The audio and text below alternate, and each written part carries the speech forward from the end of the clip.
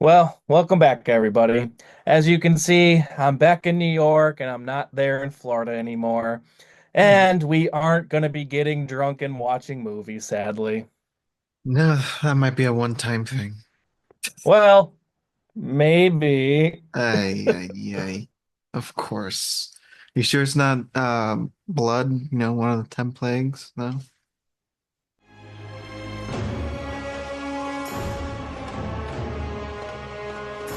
Okay. So yes, welcome back everyone. And this time we're going back to the 90s again. Right? The late 90s. The late Yeah, 90s. 99. Late 90s, we're going with The Mummy. The Mummy. Yeah, that Wait, but the Brendan Fraser Mummy. Brendan Not the Fraser. 1932 original, not the No, no, 2017 Tom Cruise. no, We're no. going with I don't know if you can call it the OG, but in our hearts, it's the OG Mummy. It's the Brendan OG Fraser. for us. It's the It best of is. the mummies. Let's just say that. It really is. Yeah, let's get into it. All right. So I've seen this movie countless times growing up. Question. Do you remember the Yeah, first time? the first time I watched it, Yeah. hmm, the first time I watched it might have been when we actually got the movie on VHS. Okay. Yeah, it was on VHS, and I wore the hell out of that tape because it was always I always put it on because I just wanted to watch the movie. It wasn't only for like a Halloween thing. No, it was the Mummy. It was Brendan Fraser. It was like it's got George of the Jungle and he's fighting mummies. Well, I'm glad you said VHS because that was actually my entryway into this movie. Hey. Um, I probably saw this. So I remember the first time I saw this movie was it was at my friend's house and probably Mm, like the year 2000. I was probably like 11, and we watched it on VHS. And it was a movie that I remember my parents were always talking about because they saw it in theaters when it came out. I was okay. too young to see it in theaters. I was probably like 8 or 9, so I was a little too young. But like Oh, watching this yeah. movie at like around 11 on VHS, man, first off, some of the scenes legit scared the hell out of me. See, the one like jump scare, I guess, for me was when you first see Imhotep come to life. The whole out of the sarcophagus, like Okay. that. For me, That it was one. always Burns, the guy that gets his eyes and Mhm. tongue ripped out. Yeah. That scene was the one that always scared me the most because Really? there's something about in horror, horror specifically, but like other movies can, other genres can do this. Uh, It's when there's a shot of of character's back to camera and you just know something's going to happen, like oh, there's going to be a yeah. reveal. And I remember watching that as a kid and it terrified me. That scared me. But in that shot that you're talking about, you don't see Imhotep. You just see Burns's reaction. I'm talking about the scene afterwards, like when Rachel Weisz is there. Oh, okay. Yeah, yeah, Not like that scene. That scene too is good. Like that whole setup. I'm talking about the aftermath, like when Rachel Weisz sees yeah. him with the eyes and tongue are already gone. Yeah, that one was interesting too. I do like the whole reveal and then you see Imhotep. Even the special effects for this movie, I've always loved when he's regenerating. And of course, as a kid, uh, when they said like he's still juicy or whatever, he's still decomposing. When he's walking around, I don't know why it looked like he was made out of chocolate as a kid. It's like he looks like he's made out of chocolate. Or a burnt barbecue or something. Yeah. I think the effects hold up pretty well for Oh 26 yeah. years later. I saw actually, so yeah, the first time I saw this movie was when I was 11, and I've of course seen this movie countless times over the years. I Yeah. actually just went and saw it in the theaters for the first time last year for the Nice. 25-year anniversary with my mom, and that was great seeing it on the big screen. And I mean, this movie is so quotable. This movie is just Oh like yeah. there's always something going on, and um, yeah, just talking about like the visual effects, I think they hold up pretty well. Hmm. I love the like exterior shots of like Egypt and like I Yeah. can't tell because it was like 99 if this was like full CGI or if they were still doing that like matte painting kind of effect because it almost looked like Well, it could have been that as well. I mean, a lot. I think it might have had some matte painting because it was so still. There really wasn't any movement. And that's just like this movie just came out in such an interesting time because this was that truly that like kind of intersect of Mm. practical CGI kind of Mm. coming into its own. Oh, but And I mm. still love how this movie did so many cool practical things. Like, well, there's like certain scenes too, like in the beginning when like the big fights, the big war scene Right. where they're all shoot. Like, I feel like that would just be so much CGI nowadays. But like they did a lot of Yeah. practical stuff, like them actually riding on horses, and Camels and all people like that. stunt guys falling, and Oh like I feel yeah. like that's just like even them riding on the camels. I just feel like you don't get that kind of stuff. I don't know. Like, I feel like that would just be all CGI nowadays. Yeah. I mean, it would be, yeah. And you wouldn't actually go to the middle of the desert like before either. Well, they shot Mhm. this in like Morocco, I think. I think that's where they mostly filmed the Right. Egypt scenes. And I mean, like movies nowadays probably would still go on location. But it's Like, I not think for like most of the film, though. It's like for I maybe think it one, well, two shots for the big no. exterior of that Well, I'm going to country. disagree with you on that. I think it depends on the filmmaker. Like Dune and Dune Part All 2, right. they were all over like Jordan and they were just all over these locations. But I was actually watching a video yesterday about how a lot of modern movies use what's called the volume, which you're probably familiar with. The Mandalorian very famously used it. It's that wall, that visual effects wall that they can kind of project anything they want on there. And there are a Right. lot of modern movies that use that, but it lacks authenticity at times. So, there's the Yeah. movies like Dune Part 2 that come to mind that actually still film on location, and then there's probably the majority of other movies that probably use on a soundstage. True. And okay, speaking of like CG, the beginning of the movie, you can clearly tell it is. When he uh when the Magi is narrating and everything, you see the ancient Egypt. And like, okay, as a kid, you don't pay attention to that. You don't think it's CG. He's like, oh, we're seeing ancient Egypt. You know, or like there's one shot where you see Imhotep on the balcony and you see Egypt in the background, like, damn, he's really standing out from that background. Well, that just kind of goes back to like the whole like matte painting thing, where I just feel like that. I don't know. It looked good to me, and throughout the whole movie, I was like, "Yeah, this looks good." And I think it also just it's still being shot on film, made it Yeah. feel very 90s. Um, yeah. Another thing I was going to kind of bring up is just how I feel like this is definitely like a millennial movie that a lot of millennials will talk about and Yeah. reference, but also I feel like it's also a movie that because it came out during the time it came out, like I remember like it's also a movie that my parents would watch and they beloved, and even the sequel as well, and Mhm. they saw in theater. So I feel like there's like this movie kind of connects, our parents' generation to our generation because I Okay. think we both kind of watched this movie growing up. I'm not sure about your Yeah. parents, but like my Oh parents for yeah. sure um Yeah, saw for this. sure. And uh no, I agree with that. It was always like a family movie to watch. And like just put on the Mummy, why not? Because it wasn't any special occasion to watch it. We just watched it. It's so entertaining. And yeah, I remember watching the first one, and then when the Mummy Returns came, and like, okay, I'm liking this one too because it is a literal direct sequel in the storyline.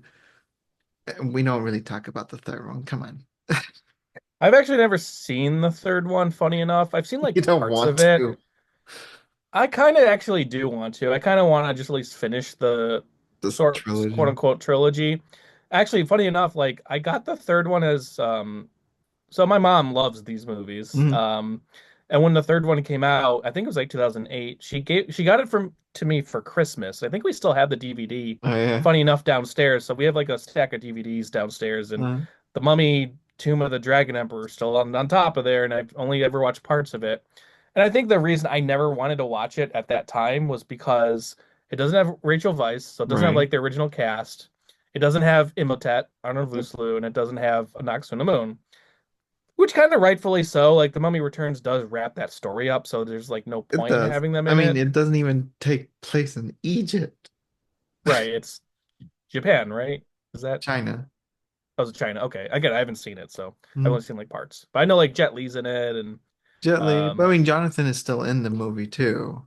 right. So I know it's Brendan Fraser. I know the Evie character's in it. It's just a different actress. Right. I know it's the son, different Yes. actor because it's like years later, and then Right. Jonathan played by the same actor. Different director, so like Steven Sommers didn't have anything to do with or maybe he was like a producer, but like he Maybe. had directed the original two, but he didn't do this I don't one. know. It So it just feels very, very different. Like it also it's was a this 7 year gap in between, whereas this and Mummy Mhm. Returns was a 2 year gap. Like, Yeah, yeah. it feels like it's just continuing the storyline, which is nice. And you see more of the ancient Egypt, you know. It tells more about them, more of the different kind of mummies, different storylines. The third one's like completely out of nowhere. Like I get it, it's still mummies in a way, but you think of mummy, you think of Egypt, not China. Well, because of what they had established previously in the movies, and True, I but think this is even in just that. general, like you It say sounds like mummy, they were what do you just. think of I think of a guy wrapped in cloth. from Egypt? That's what you think, but it's just Generally, I'm sure. I think they were just trying to. I mean, mummies can be all over the place. You can have different well, they mummies even all they over, and I even think they were specify trying that in the to. movie, so that's why to link it, I guess. But All right, Chris, they were just. It was just a cash grab. We get it. Let's move yes, on. yes, yes. I wanted to talk about the pacing of this movie because actually the pacing is pretty fascinating. It's a 2 hour movie. The Hmm. mummy doesn't show up technically until like halfway through the movie. I actually was watching and it's like an hour in Yeah, where they resurrect him. But yeah. I could see that being like a modern complaint if a movie were to do that now, where it's like, man, mummy didn't even show up halfway until the movie. However, I like that it's like that. First off, this movie has like two opening sequences. There's the opening with The Imhotep, his ancient Egypt. backstory, Hmm. but then it's also like Rick O'Connell and seeing Right. him, and I feel like that just like the movie kind of flows really well. And I then I agree. Yeah. I would say that first half of the movie is Rick and Evie and building that because by the end of the movie, she has that line where she's like, if I come back as a mummy, you're the first person I'm coming after, which is like a reference to like, because I love you. All right. And I love their relationship. First off, Rachel Weisz, man, whew, she's a cutie. Oh, Josh's cutie of the week. Rachel White. I mean, watching her, she's so adorable in this movie. Yeah. And her as the nerdy librarian, which first off, like every guy's fantasy right there. What's Uh, a world like me doing in a girl like this? Oh, wondering what is a place like me doing in a girl like this? Yeah, something like that. she has so many quotable lines too, and You she's know, so good in this movie. I Um, am a librarian. I was actually I had rewatched this movie like a few weeks ago. It was on Mm. AMC and they were doing a marathon with Mummy Returns Oh, and then nice. the Tom Cruise one. And I actually watched all of them. And the Mummy Returns, she's a badass in that movie, and I think she's even Oh, hotter, yeah. honestly. She's Well, pretty I mean, badass. it's because you see her as the princess, and you see Even that. yeah, but even before that's revealed, like she's just like more of a badass. Whereas in this one, she is nerdy, but that's playable and that Yeah. works for what they were going for. But yeah, she was a honey man. This movie has so many great characters though. And Aksunamun. What's funny in Noxuna Moon is that you I think like you remember her more because of the sequel because she's in the sequel more. But Right. really, when you think about this movie, she's only in that opening sequence, the actress Yeah. herself. Yeah. Um, Because the so rest is it's just kind a of funny. mummy. Yeah. Exactly. So she's kind of like barely in this movie. I think when you remember her more, you're gonna think of like Mummy Returns and for Yeah. Noxuna Moon. Uh, Yeah. I've seen more like behind the scenes for this movie over the years. Like Brendan Fraser suffered a lot during this movie. he almost died. Yes.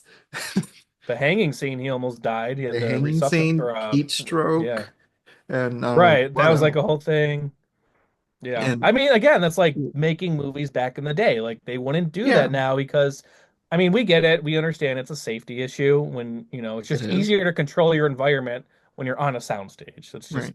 It's just a But it was fact also it was a reason why they shot in Morocco, not in actual Egypt. because of political reasons. Yeah. Right.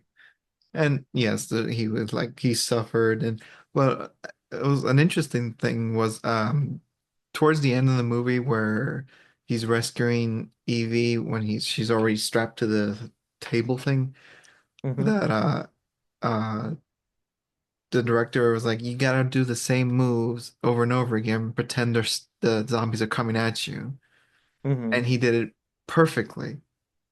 And Like, it's funny just like rewatching that sequence and just uh, like you know there's nothing there when they were filming it. right. And I was thinking like, man, did they just kind of like go with it or this has to have been like choreographed specifically? Oh And yeah. it sounds like it was choreographed very Oh yeah, specifically. it was choreographed because they didn't expect him to do the same exact moves for each take, and he did the exact same thing, and they were so impressed, and everything. That's why everything looks so in sync with the CGI zombie mummies, you Which know? blends so well. And there's so much comedic humor in Oh those yeah, scenes. Like when he's like doing like the one guy's bobbling his head and then he just swings at it like a baseball bat. Like that stuff is just so great.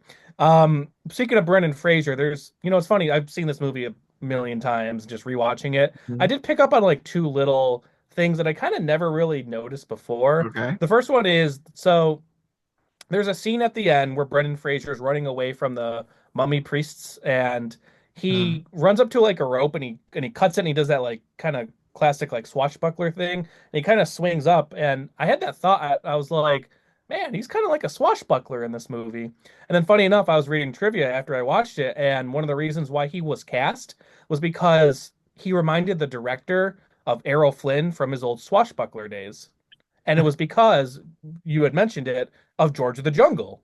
yeah, So actually, it was because of George of the Jungle that kind of got him cast into this. But I was just like watching that specific sequence. I'm like, man, he's kind of like a badass swashbuckler. And then it kind of like turns out like that was an inspiration for his character. So I thought that was kind of cool.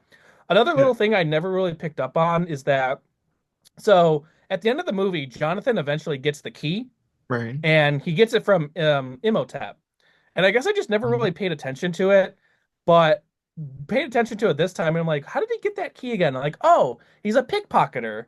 And Yeah, that's like established in the beginning of the movie. And I'm like, because he stole the oh, key from Rick to begin right, with. from Rick. And like, oh, he swiped it from Imhotep when he was choking him. So like, oh, Uh-huh. okay. That's a cool little attention to detail. Well, I remember that because he if he even Evie told him it's in his robes. So Yeah, yeah, yeah, yeah. so that okay, yeah, he just Right. Yeah. but I Speaking still of love this. Jonathan, I was gonna say I still love the when he oh, the arm, was trying his arm that gets cut to off. read the book. Looks like a bird, a stork, Oh, right. a Yeah. manifest. Which comes back in Mummy Returns. They do the Yeah, exact which is same a thing. nice, it was a nice nod. Right. I love, yeah, Jonathan is one of, so, I mean, this movie has so many great performances. It's hard to kind of pick your favorite, but I would say Jonathan is great because he's like the comedic humor. He is. He has so many funny moments in this. I don't really know the actor from that much, Jonathan Hanna. Obviously, the Mummy movies. He was in an episode of Black Mirror recently, and I think he was on Jonathan's. that sh Jonathan, yeah. Well, And I think he was on that show, he was in Spartacus. Spartacus. Okay, that's what it was. Hmm.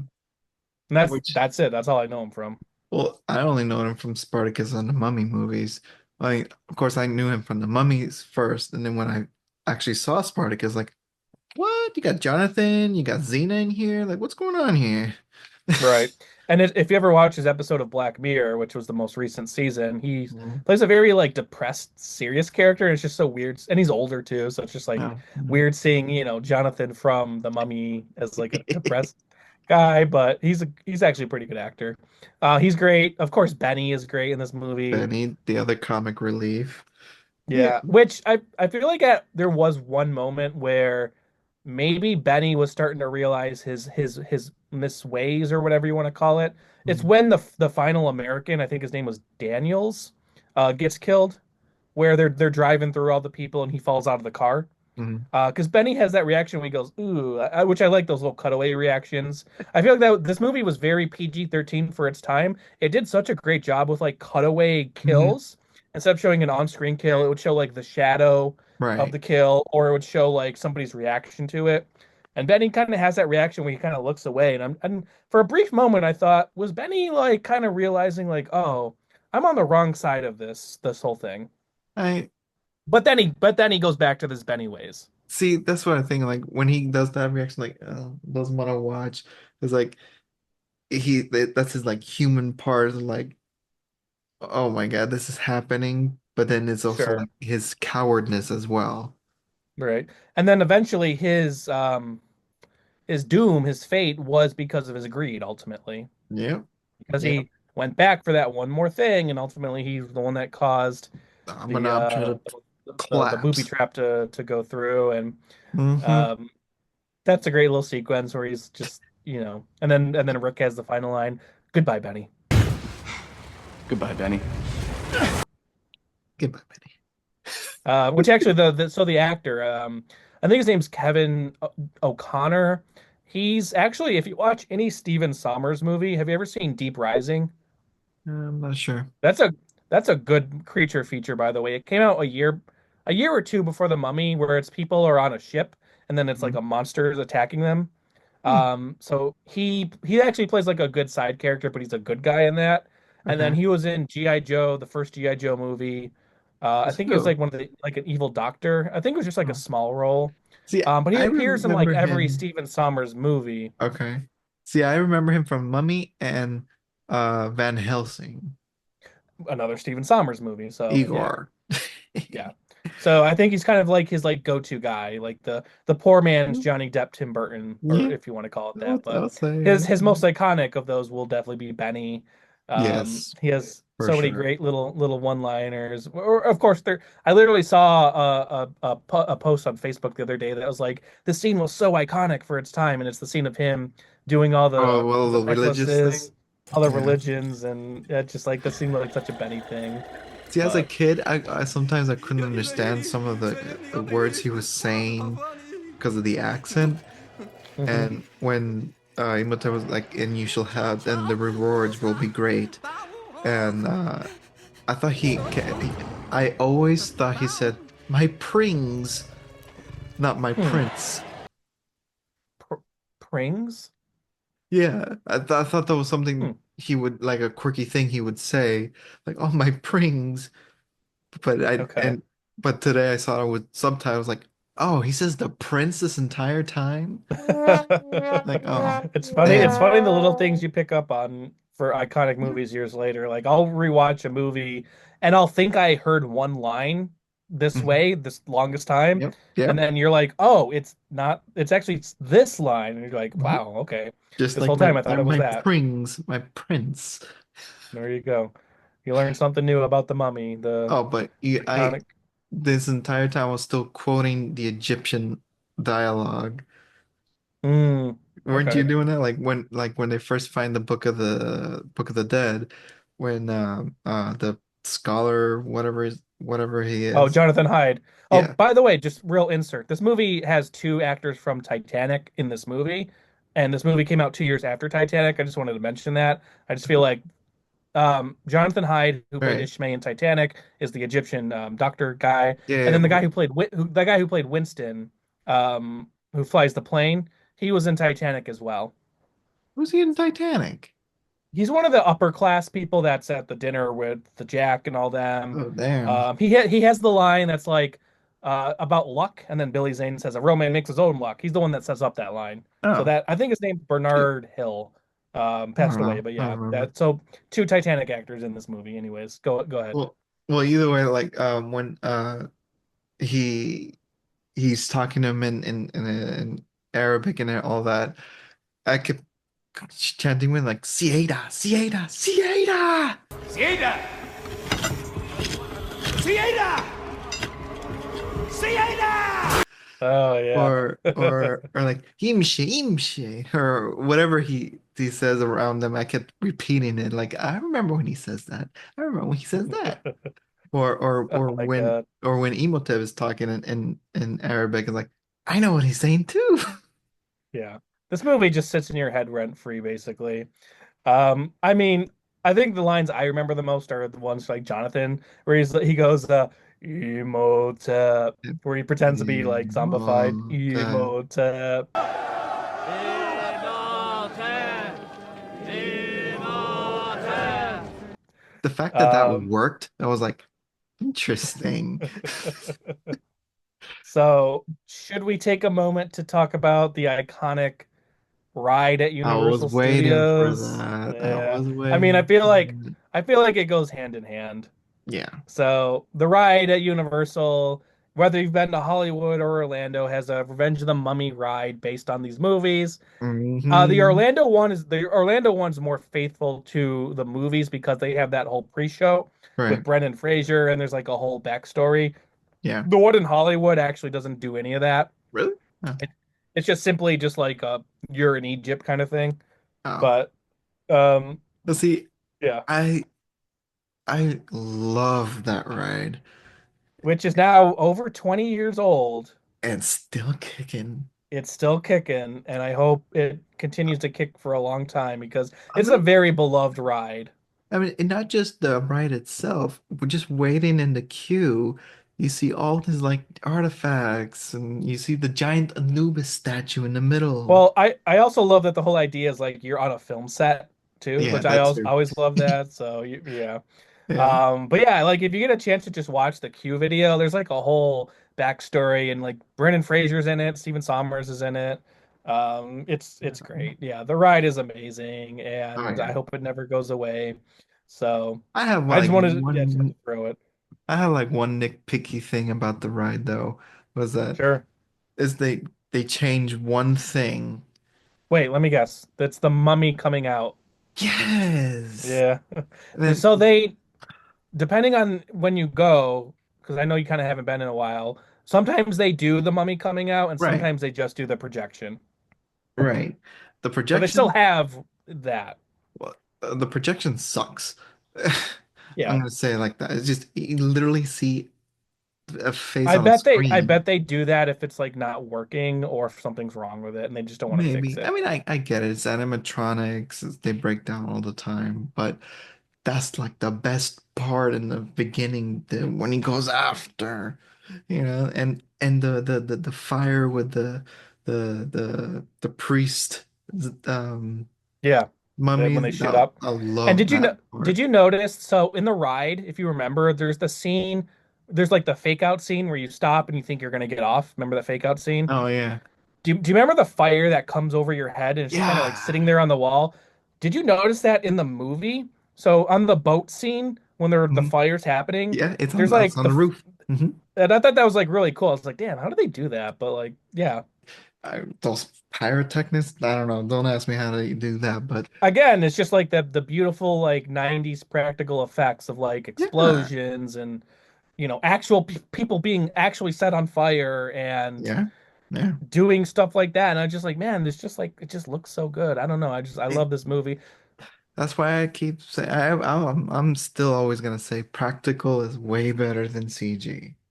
Always. So one of the last things I kind of wanted to mention is that I kind of brought it up earlier. I did rewatch this movie. It was on AMC. Hmm. I'm over like it was like in like a weekend. I was just like kind of watching it, just threw it on and ended up watching that, The Mummy Returns and the Tom Cruise one. Hmm. I feel like I want to classify this movie as a very good like Sunday afternoon slash evening movie. Like it's on like you're winding down from the weekend, you're home you're got TV on. Maybe back in the days when it was cable. I know a lot of people don't Hmm. do cable anymore. I still do it. And it's just like, oh, the Mummy's on. Let's throw it on. And I Oh don't know. It just yeah. felt like such a great Sunday afternoon movie. You just put that on, relax. Just You can enjoy always life watch The and Mummy, no matter the occasion. If it's on, mine as well. yeah. And I enjoyed the sequel as well. Maybe we'll cover that one of these days. Have you ever seen the Tom Cruise one? I did. Okay. To me, it's forgettable. It's not as bad as people remember it. Like it's not great. I I re because I rewatched it that night and I saw it when it came out. It's not as bad as people. It's just like I think they were just trying to do too much with that one. It's way too much and it's incredibly heavy on CG. But Yes, I don't know, it's because it's not the same story as the Brendan Fraser one that is like you can't help but compare it. You sure, know? of course, yeah. Well, so maybe a good place to end it. You know, if they ever came back to this franchise with Brendan Fraser, would you embrace him or would you be like, I don't know, it's a little too old and maybe not in the, I mean, Brendan Fraser now is not, he's not what he was 20 years ago I know physically. he's not what he was 20 years ago, but I'd still watch it. If they could get him, Jonathan, Rachel Weisz to come back, I mean, I don't know. That would be, I don't know what the story would be, but that would be so cool. Same. It's for the characters. Universal, if you're watching, let's go. Let's get the Mummy 4, I guess it technically would be. Yes, Mummy 4. Go back to Get Egypt. Yeah, get everybody back. Find a story that, Yes. Imhotep comes back again, and Yes. I don't know, Moon is not a bitch in this one because she definitely screwed him in Mummy Returns, but that's for another story. So, anyways, The Mummy, man, 1999, Mummy. just it was that beautiful time in film history where CGI was popping, practical effects were still a thing. You were still willing to set somebody on fire. You were still willing to go to Morocco. Brendan Fraser is a fucking awesome actor. He Hell is a yeah. leading man, charismatic as hell. Still Um, is. Still is, yeah. I wish there wasn't that gap of his life that I things know. went downhill, but it is what it is. I'm glad that he's had his comeback that he has. Happy Yes. for him. Yes. It's funny to say that this movie, the two leads are two Oscar-winning actors. Who would have thought for Huh. Yeah. Rachel Weisz, Brendan Fraser, they both won Oscars. So Yeah. I'd love to see them back together, man. They had so much good chemistry. Oh, yes, they Um, did. you They know, really played off each other very, very well. Yeah, and this movie is just a gem for a lot of millennials. And I think it might be because of the movie itself, maybe because of the ride at Universal, maybe because your parents introduced you. Maybe your parents saw it and then were like, "Hey, let's watch this." Like you and me, we watched on VHS. That was our Mhm. introduction to it. So, Mhm. but yeah, man, that's The Mummy, 1999, The Mummy, um, a classic, a movie that I will continue to watch until the day I die. Same here. I will always cherish this movie. Like these are one of my favorite Brendan Fraser movies. You know, I love it, and I also love the Egyptology too. I've always liked that as a kid, so it's like amplified it with the mummy, you know. Right. I mean, this was our version of like Indiana Jones, like as Yeah, kids. Like, our parents grew up with Indiana Jones. We didn't really get to see those in theaters, but like we kind of got the Mummy instead a little bit later in life. yeah, exactly. Speaking of Book of the Dead, I have the Book of the Dead. The modern day version. No keys involved. No, No no cra keys, no no unfortunately, but no it's crazy it's the condensed hieroglyphics. version of the actual book. Well, Chris, don't be bringing any mummies back to life. Let's see. Paradus. And then all of a sudden, oh, locusts and a plague, and oh, great. Oh, river Good job, turns to Chris. blood. Yeah. Anyways, so that is The Mummy. Thank you everybody for I want to thank everyone for watching and hanging coming back and hanging in there with us while we while I get back to boring old life here in New York and um yeah, that's all I got. Mhm. And stay tuned for more episodes. And we might have a break here and there, but we always come back. We always come back, just like the mummy, just like Imhotep. We are resurrected once again. So make sure to hit that like, that subscribe, comment on what you think of the mummy. Have you been on the ride at Universal Orlando? What do you think of the sequels? Have you seen Tomb of the Dragon Emperor, or whatever it's called? Did you watch the animated series as a kid? There was one from the early 2000s. Anyways, Chris, take it from here. Cup print, moving on. All right. This podcast was good, but you know what would make it a little better? What? If Brendan Fraser got his cup of coffee. This interview a lot more if I had gotten my cup of coffee!